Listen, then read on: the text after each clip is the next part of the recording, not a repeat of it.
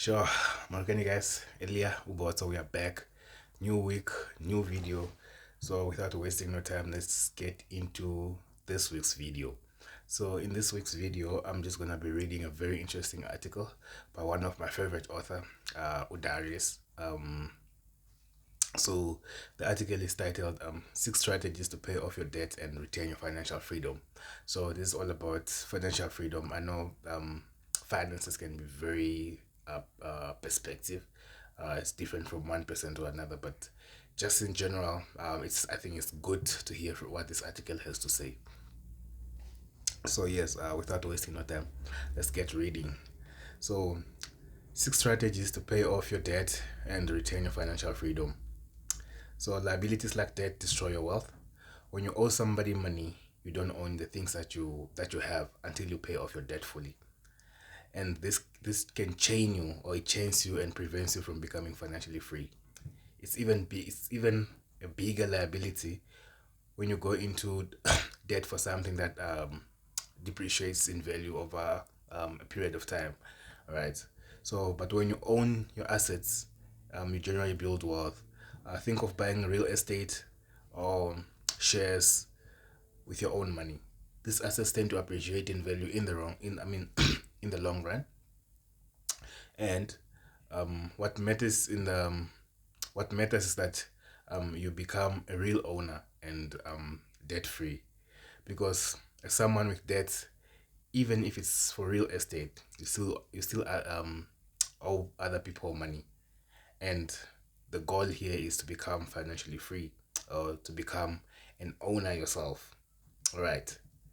So here are six quick strategies to pay off your debt if you have it, and make sure to remain free from debt and eventually gain financial freedom. Okay, so strategy number one: know your numbers. Here's the thing: when you know how much you're making versus how much you're spending, you'll quickly know how much you can afford and how much you cannot afford, or what you can afford and what you cannot afford. Okay, can I afford this vacation right now, or this electronic purchase, etc., without going into debt? These types of questions are easily answered when you figured out your numbers. All right. So strategy number two: um, take a temporary consumer sabbatical. So avoid buying any gadgets, fancy clothing, vacations, or even gifts for a short while. As much as people also avoid dining out, you will notice as much as possible, also avoid dining out. You will notice how much you can save and how little you really need to live well. And because consumerism isn't the road to happiness, like consumerism is not the road to happiness. If you just keep consuming, you never get satisfied. You just spend money, and you feel bad when you spend this money, and these things that you buy that don't like add up with the spendings that you have done. Okay, so please take that temporary consumer sabbatical and save more. All right. So one thing you should know, that the key here when you're taking a temporary sabbatical, a temporary consumer sabbatical, the key here is temporary. Having temporary consumer sabbatical will help you to pay off your debt much faster. It gives you even a very specific timeline, like say 3 months, so you don't have to be overly frugal forever. All right. So lesson number three, or strategy number three: I learned personal finances. Staying out of debt is just it's just as important as getting out of it. This is where financial literacy and investing comes in. People who grew up in the poor backgrounds tend to know little about personal finance, but thanks to the internet, most of us we can learn financial literacy there. I personally engage or consume content that gives me financial literacy. It's all over the internet. So if you are always if you have always been bad with money, then you don't have to be like that forever, right? You can change that, so by getting financial literacy. So the change is up to you. Strategy number four: avoid credit cards and never get a car on loan. which you can afford, right? So you can get a car on loan, but if you can only afford the purchase price of that car, then you can't afford the car, because on top of that there's always like your insurance, your fuel, your maintenance, and so forth. So try to get a car that you can afford. So never get a car loan which you cannot afford, you know. So just to explain that strategy number four, I know some business people who use credit cards um, or credit card debt to build their businesses, but eventually they all started relying more on their own money. So as much as possible, avoid using credit cards.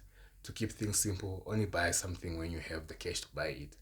So this applies also on to depreciating items like cars and electronics. So if you really need a car, then buy a used one with your own budget, or which you can actually afford.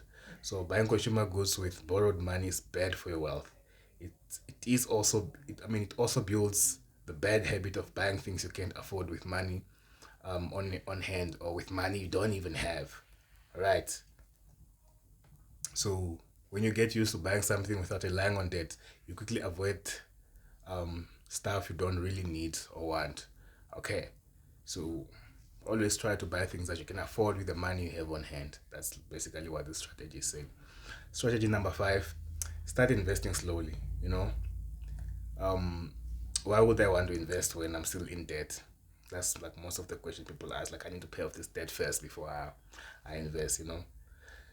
Because putting your money in, like, maybe like an index fund is more like where you buy um, part of shares of or part of equity of a company just by dropping money every month. So I think what that is trying to explain that, try to start investing like that, where you just drop a certain amount of money every time, like in an index fund, and then it grows in the long run. Okay. So that he explains further that the great thing about index investing is that you don't have to be a debt free to start. Think about creating your savings or building an emergency fund, especially if your biggest debt is your mortgage. You can start those things even while paying off some of your debt. You can try investing, let's say maybe like $250 a month, just for you to get the habits. Then you build that habit. The keyword here is slowly building the habit, slowly building the habit until you're comfortable to be dropping more money every month. Okay. So strategy number six, pay off your high interest loan first. So when you pay off your debt, prioritize them. When you pay off your debt, prioritize them based on their interest rates. This is not a rocket science. So, because the longer this debt waits, the higher interest you'll pay. Okay. Also, you can try to contact your creditors to ask to ask to lower your interest. So, one way you can do this is normally like to try to always pay more than you owe, maybe like for 6 months, and then you can like always contact your creditor, like, yo, can you see what I've been doing here? I've been building this habit of like paying more than I owe, and can you like lower my interest and what. If they don't answer, it's okay. You can always call the next person. There's always somebody who can understand what you have to say. So don't give up. As long as you are creating that habit of paying more than you owe, somebody out there is gonna listen to you. All right. So basically, those are the six strategies that this article outlines. And just to go further in this article, we also talk about um, money you own is freedom you have. Okay, that's always the best mindset when you're thinking about money. Whenever you spend or on something, that's a bit of freedom that you are giving up. So before you buying something, always ask yourself: is this item is this item or the experience something I'm truly willing to give my freedom up for? So also, debt is a personal thing. I think getting into debt for a house is okay. Just make sure you're not overpaying. You're not taking more debt than you can afford. There are also others who are okay with using debt strictly for improving their careers, which is also a good thing. Just make sure that, when your career is in a good space, you pay back your debt.